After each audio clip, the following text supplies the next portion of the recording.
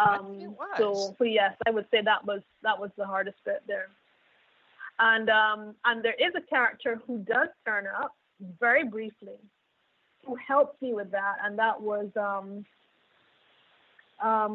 well, he's there for a very short time, but basically he's the one who jumps into the labyrinth in the middle of the book, and the trickster says, "Who are you? You're not part of this. You're separate." That's not a spoiler. That's nice and vague, but being able to make him so different and so vivid helped me to contrast it to the other stuff I was trying to do. And that, for me, was what helped to sort of pull that section together.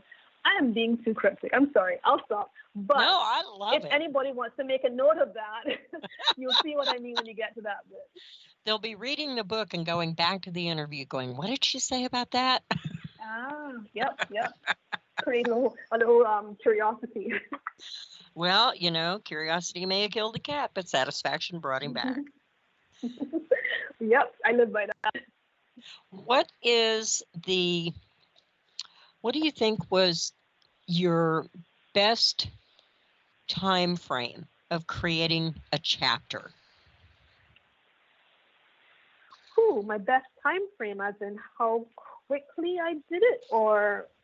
We interview a lot of authors that tell me it takes them 3 to 4 years to write a book, or I had one author tell me that he wrote it in a month, and it, went off really well. How quick do you write? How long does it take you to build your book? The first draft of Redemption took a month. That was November 2003 National Novel Writing Month. But then, of course, there were plenty of tweaks after that. Mm-hmm. The first draft of The Best of All Possible Worlds took about 3 months. And again, there were some bits that were added at the end. Unraveling took 10 years. And that's what I wondered about, because there was a lot of years between the two books. Mm-hmm. And I say 10 years, but let me backtrack to that. In terms of getting a draft, less than 10 years, because I'm talking almost to the point of publication or submission. So let's go back a bit and say maybe 6-7 years to a draft that I was feeling a bit more comfortable with. Mm-hmm. And part of the reason it took so long is because I was really struggling with a very deep question in there. So it's almost like you're writing a book and you have some ideas as to how you would like it to end. But it's a question you're asking yourself, and sometimes even the answers you give yourself are not the ones you expect. So to give you an example, there is a particular part of the book that I did not want to write. I thought it was too harsh. I thought it was too much. And I said, no, I need to write that bit where it's not that bad, where it's more or less a happy ending, where it doesn't have that horrible crime. And I wrote it happily, and then I was stuck. I could not go forward. And then I finally, about 2 or 3 weeks later, realized, okay, you know what?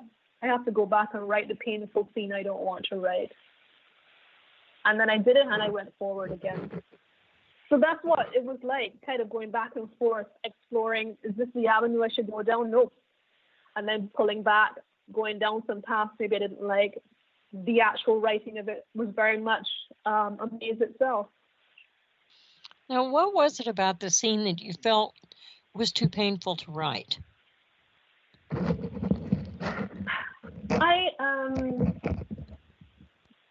Because it required a death, and it required the death of an innocent.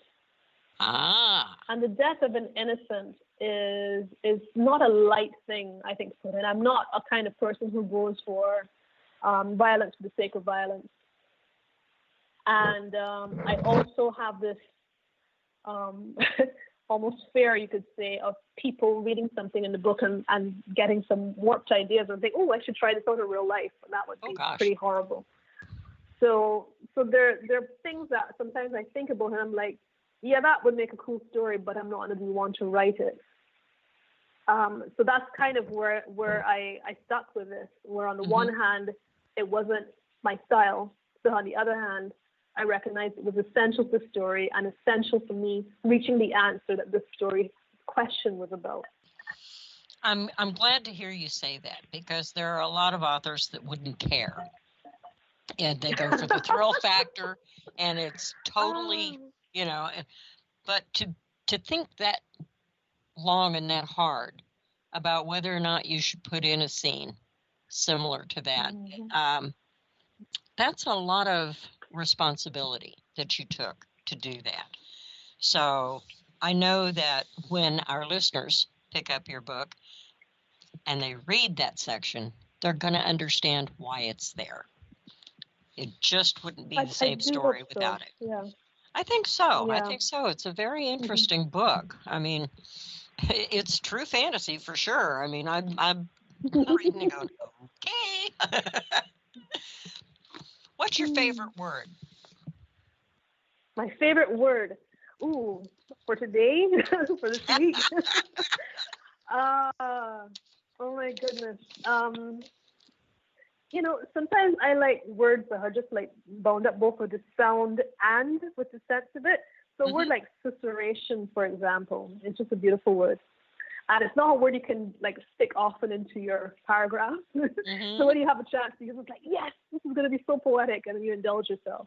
And then there are words like, I'm sorry, I'm going to give you another example, like serendipity, where it's again the whole context and concept and even the origin is just so evocative.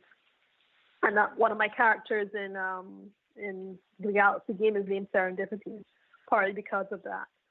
So yeah, those are the two favorites I will mention for now. Sure, it will change next week. What's your least favorite?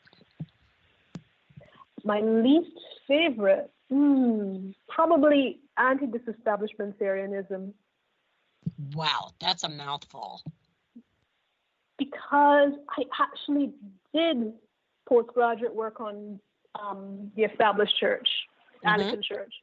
So there was actually a reason for me to use that word, and I refused to do so. Wow. And I thought I was having a hard time with cacophony.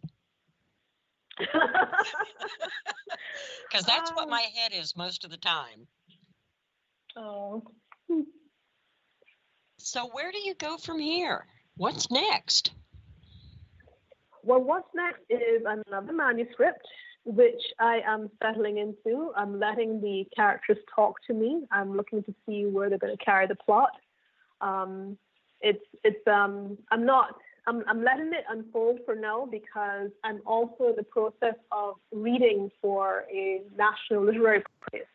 And I find that I cannot read and critique at the same time that I'm writing, creating. It seems to use two different parts of the brain that are at war with each other. So I'm trying to get my reading fully out of the way so that I can then go kind of deep into the creative side of my life again. And then after that, I'm looking forward, of course, to the Miami Book Fair. That is always going to be. This is the first time I'm going to be there. I haven't been in Miami for a while. The last time I was in Florida was for a convention on Fantastic in the Arts, which is usually held in Orlando. So that was the last time. Although, no, I shouldn't say that. Of course, I passed through the airport en route to other places, but that doesn't count. So I am looking forward to being there. I'm looking forward to some of the people who I'll get to share panels with, for the events with. It feels like a very short time. I'll just be there basically a day or so. But I always say to myself, you're working, you're not a reader anymore. You can't enjoy it like a festival. You have to go there and work. Okay. How can people find your books? They can find them anywhere, but I always say to people, start by going to your local bookstore and just saying to them, look, here's this author name, here's this author's this book title, here's the publisher if you happen to know it. In this case, for Unraveling, it's Doll Books. And ask them to order it if they don't already have it on the shelf. I always like to do that because I think that when we have a vibrant local literary scene, your bookstores, your booksellers are very much a part of that, and I do want them to thrive. If you are not in a position to do that, you can check with your library, same thing. If they don't have it, ask them if they could bring it in for you. And then after that, if you must, go to the online sources. And if you are interested in having the audiobook or the ebook, it is available at the usual suspects, Barnes and Noble, Amazon, Apple Books, iBooks. You can get both there. Of course, you can get the text as well. But I will always say, if you're going to get something that you can hold in your hands as an artifact, go and nudge your local bookstore for that. Awesome. Karen, thank you so much for joining us today. You all have been listening to Society Bites Radio, and I've been your host, Kate O'Neill, with our guest star today, Karen Lord, with her book, Unraveling.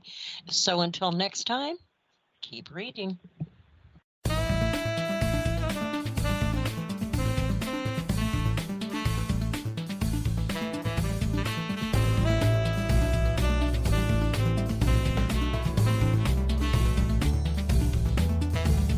Thanks for coming in. See you tomorrow. Remember, the topic is always hot. And oh hey, don't forget your change.